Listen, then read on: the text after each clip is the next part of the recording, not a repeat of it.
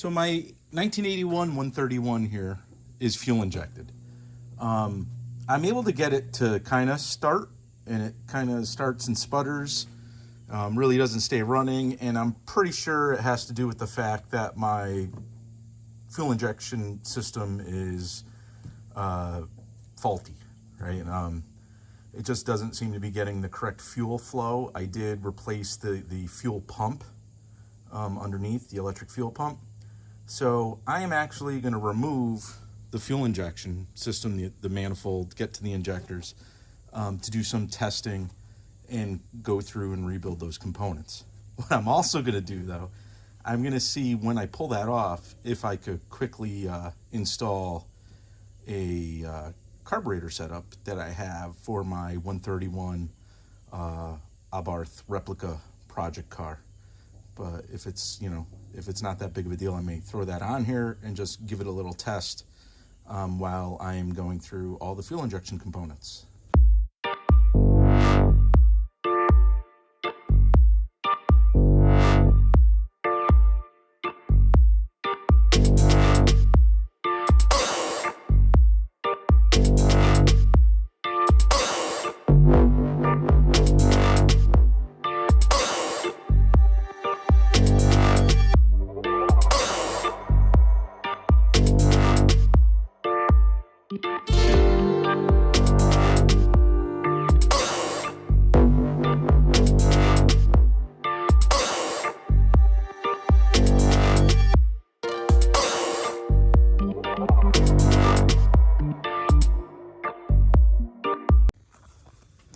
So the intake manifold is removed, and let's check it out. So here are the main components that I've pulled off.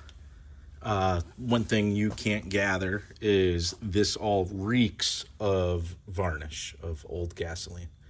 The intake itself isn't that bad. We'll clean it up, but I've seen much worse. The upper manifold here, again, not horrible. With the throttle body, we'll clean that out. The big things to note is, so when I tried to start this, it really was not getting fuel. And it was actually really clear. When I looked at the injectors themselves, they were dry. You can see the gas that just poured out of the return line there. And the other thing was, when I removed the line from like the cold start injector here in the upper manifold, this was highly pressurized and sprayed like crazy. So I'm suspecting my main issue is the fuel pressure regulator, if I had to guess. So I'm probably going to replace this and either replace or clean, like soak the injectors themselves and run some tests on them just to check the pattern on them before reinstalling them. Some of the hoses were really brittle, so I just removed them. Some I cut. There's a couple I cut because they were, again, brittle, and I really feel like in order to do this system any justice, I have to replace those lines. So that's the fuel injection system, absolutely salvageable, and I'll kind of work through that. But in the meantime, I want to show you what I have. And this is pretty awesome. For the time being, I actually want to get this setup installed and running just because I've had it sitting around the shop for my 131 Abarth project, and I just want to install it, see it installed and see it work. So this is really cool, something I found, and found it locally when I bought the Abarth roller. So it's again, it's a dual Weber downdraft setup. It's from Sprint filter, right? Made in Italy. This is kind of like a period correct vintage accessory speed part, if you will. The intake is brand new, was never installed. It came with the matching air filter assembly. So there's the box. All right, so in the box, original assembly. Sarah is like an Italian parts supplier, tuner, I believe, down in Long Island when I looked it up. Actually, you can see the little sticker there too. right? And then the really cool part are the carbs themselves. So these are in the box, never installed Webers. I struggled to get it out. All right, so these are in the box, never installed Webers. And the cool thing about them is, sorry, you can see there the Bologna stamp. These are made in Italy. Weber stopped making these in Italy in 1992. So these are Italian-made Webers, and they're, immaculate. And I got the matching set, so I have the whole setup, and I am going to swap this on for now and see if I can get it working.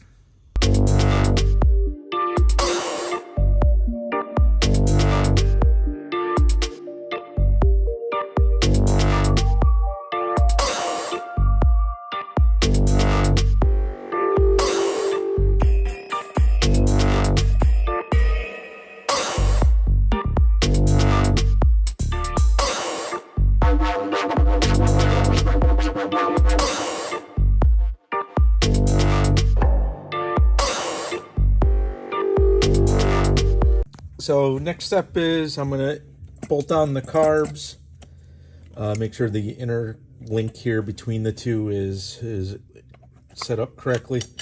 But I'm going to bolt down the carbs, connect the fuel line between the two, and then run the fuel to it. Carbs are bolted down. I put a little section of fuel line to connect the two. This is the inlet. So currently I just have a long hose going up to like a little funnel that I filled up a little and just pumped the carbs to see if fuel actually sprays, and you'll see they do. The return line, I connected to the original return line. The fuel line itself, the supply, which I have cut right here, right? The temptation is to take this and plug it in here. You can't do that because this is a fuel injected car. The fuel pump that it's equipped with operates at a much higher fuel pressure than the carbs need. So by just directly, connecting that to here, you could damage your carburetors. So if I were going to swap this permanently, right, but I'm just doing this as a temporary thing, I would actually swap out and put a lower output electric fuel pump. So what I actually did, I just reached under the car and pulled the wire, the connector off the fuel pump. So when I turn the ignition, the fuel pump will not run. So I won't have fuel shooting out of this guy. So the only fuel these carbs will be getting right now is what I'm manually feeding it in this line with this little kind of like funnel. And what's currently in the carbs themselves as I kind of fill them up. But that's really it. So I'll put the battery in it and give it a shot. Let's see what happens. I do not have the throttle cable connected because the pull on the OEM one was like here, right? And it pulled across the engine this way. This needs to be pulled literally in the opposite direction. So I'm just going to give it a little start and then come out here and try to manipulate it by hand.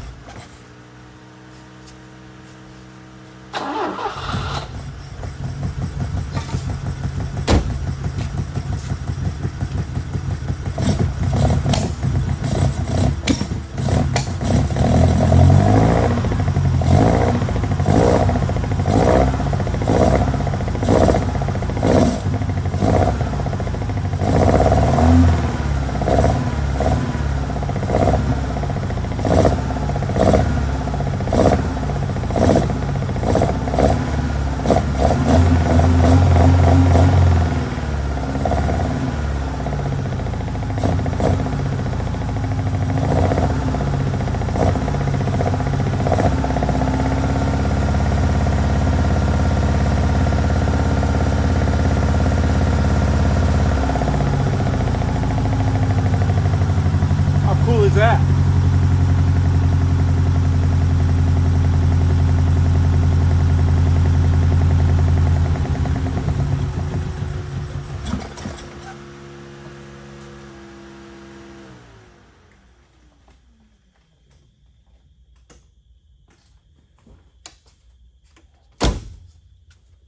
So how cool is that?